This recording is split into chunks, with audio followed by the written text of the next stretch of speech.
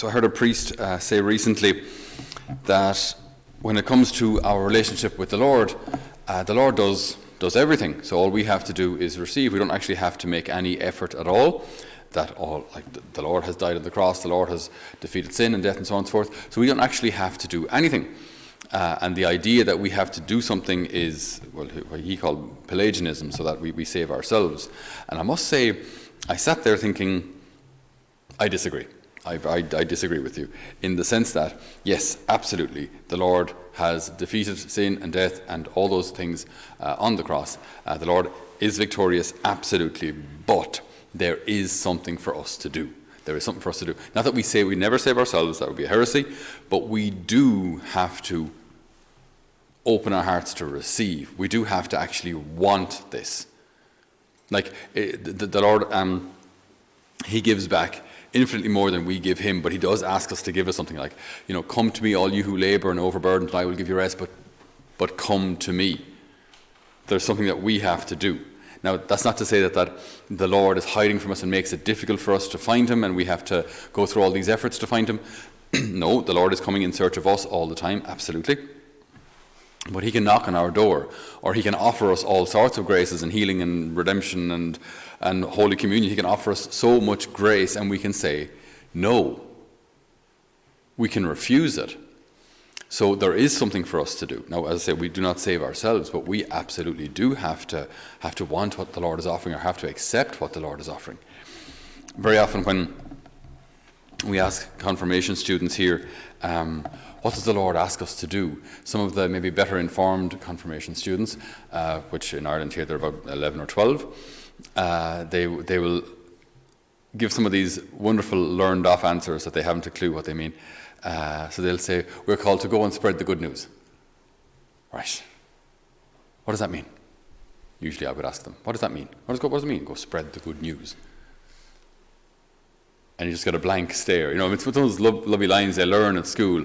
Go spread the good news. What on earth does that mean?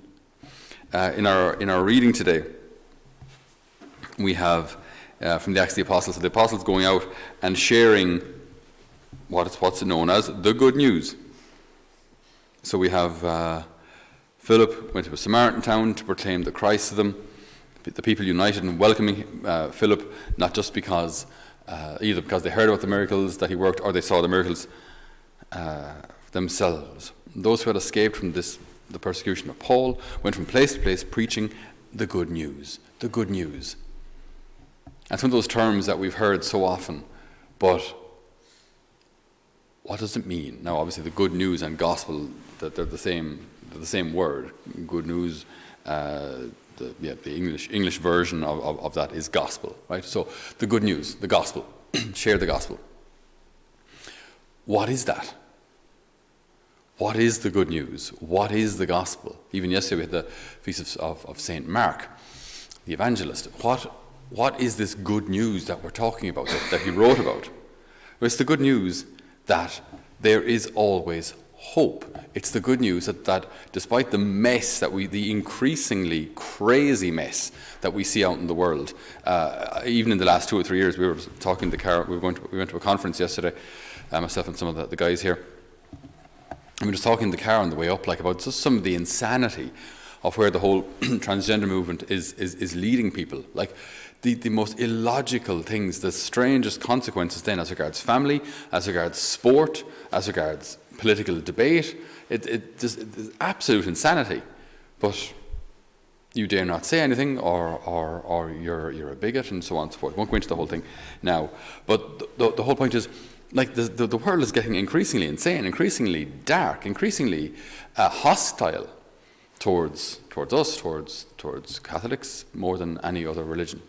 You would say it's anti-religion in general, but I don't see anyone else being persecuted like Catholics. So the world is increasingly dark, hostile to the Lord and His message, to this good news. So what is that good news? That the Lord has actually overcome all of that. All sin, all death, all darkness, all disease, everything, the enemy himself, all has been overcome by Christ on the cross. Then we have this theological truth, which is not always the most satisfying thing to hear, but that this victory is fulfilled, but not yet visible. So they call it, in Italian, it's called già e non ancora, which means already but not yet. That's it. Already but not yet. Right? So it's already accomplished, but not yet necessarily visible. Okay, so the Lord has defeated everything on the cross, but that victory isn't necessarily visible in your life yet. Maybe, you're in a marriage which is absolute disaster, just very, very difficult, and there might be all sorts of problems there in a family, or in illness, or financially, or all sorts of problems that we come across. So this victory then, I don't really see it in my life necessarily yet, but the victory is already won, but maybe not yet visible in your life. So that's like the grace is there, the reservoir is there, everything we need is there, and the Lord is sending out people, has established a church in order to spread that around, that people can come to know it and come to access all that grace. Great. So like all the heavy lifting is done by the Lord. But then we've got our bit to do. And so often our bit, there are exaggerations maybe on both sides. We can either think we have to do it all ourselves, which isn't true, or we have to do nothing ourselves. I think that's untrue as well. It's not that we have to do it all and save ourselves, but at the same time, it's not true to say that I have nothing to do. That I'm saved, that's it, we're good to go. The Lord's done everything, we're fine. We do have to adjust our lives and our behavior and our speech and our actions according to what the Lord is asking us to do. And here again, there can be exaggerations where we can be led to scrupulosity, that, if I have a second Marietta biscuit, have I fallen into the sin of gluttony? No, you can have a second biscuit. You're grand. You're fine. Or then the other exaggeration then, where, as I say, the Lord is so good, he doesn't mind what I do. So the Lord's merciful, so I can commit a few odd sins. It doesn't really matter. At the end of the day, he loves me. Not true either. See, there are always exaggerations in these things, and we're trying to find not mediocrity, but we're trying to avoid these extremes and find the path the Lord is calling us to. So the point I'm trying to make, and I'm taking an awful long time in getting there, is I read about this the English cycling team, right? The English cycling team, who were fairly disastrous actually. Up until about 2003, they had won practically nothing, one gold medal since I think 1908 in cycling. So they were quite bad. So much so that the bike manufacturers, no one wanted to sell bikes to the English cycling team because it would make them look bad. So like no one wanted to support them. They were like for quite some time they were an international superpower. So they were expecting many victories and none delivered. Okay, so they weren't great at all. So in 2003, this guy called Dave Brailsford was hired as their coach, their new coach.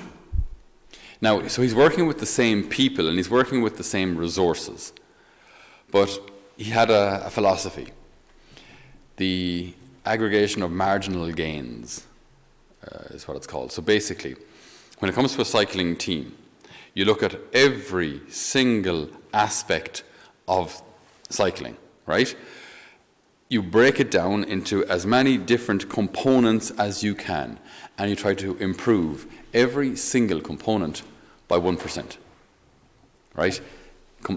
You improve everything by 1%, and then this is the aggregation of marginal gains. If everything improves by 1%, when you put a whole package back together, now everything, the accumulation, the aggregation of all of those marginal gains now makes you maybe 10% better.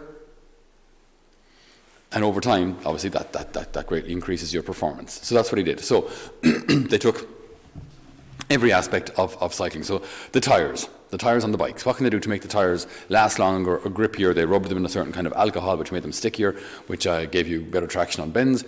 They put the cyclists into wind tunnels with all sorts of different cycling gear on to find out which gear was the most wind resistant, the most aerodynamic. So keep them warm, but still create as less drag as possible. Then they looked at every kind of massage gel that had been used on cyclists after training to find which gave the quickest recovery. In their trucks, which are used to transport the bikes around, they painted them with a much brighter paint so that every speck of dust could be seen to keep the truck as sterile as possible, so that the gears and chains and so on and so forth would be kept as clean as possible.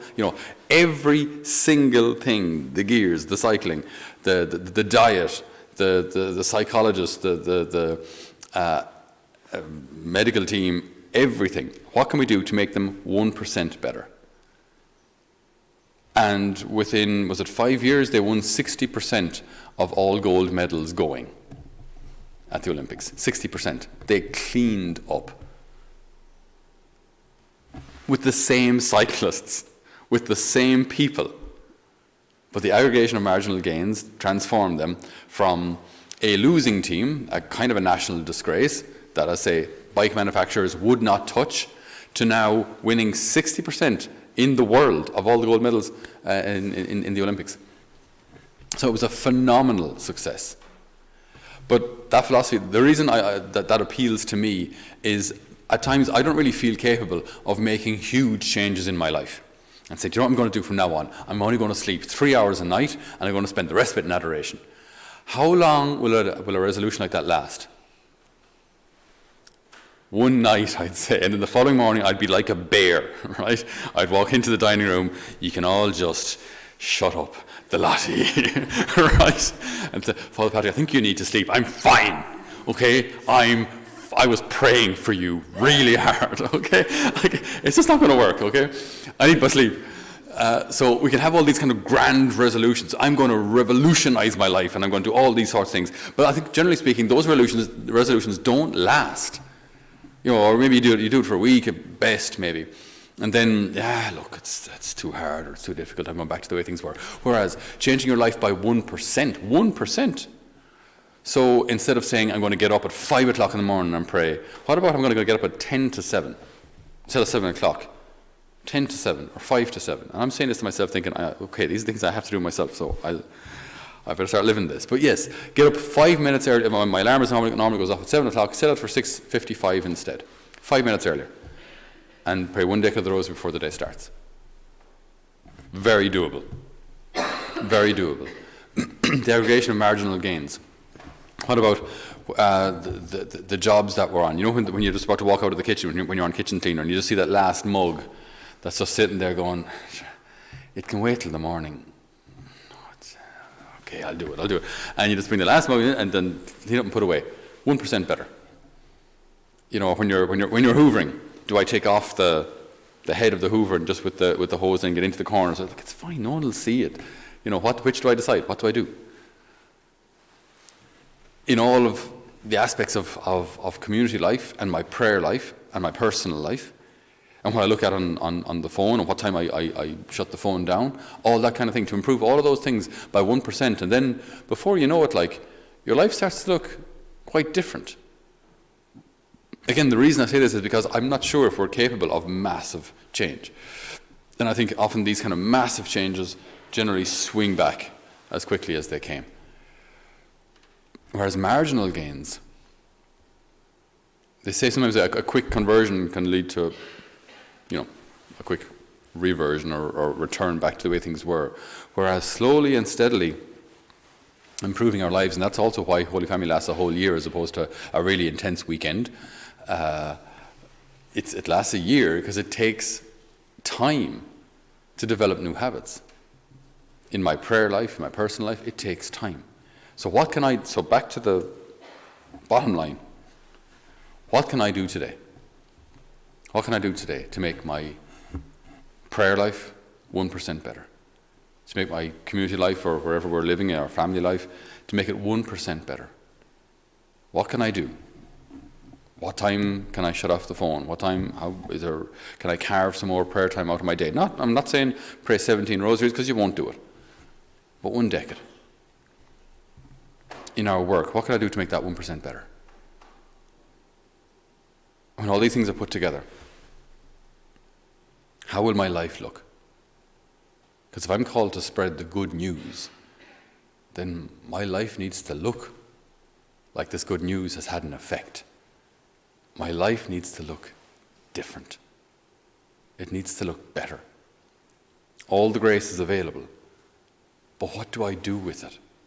Because if I do nothing, then there will be no change, and I will be no different to anybody else. And the world needs people who aren't afraid to be different. It needs light bearers. It needs those who carry the faith with joy into the world, so that the Lord's victory may be made manifest in us and in all of society. So we ask the Lord today to guide us and inspire us as to how He's calling us to change our lives for the better today by 1%. Amen.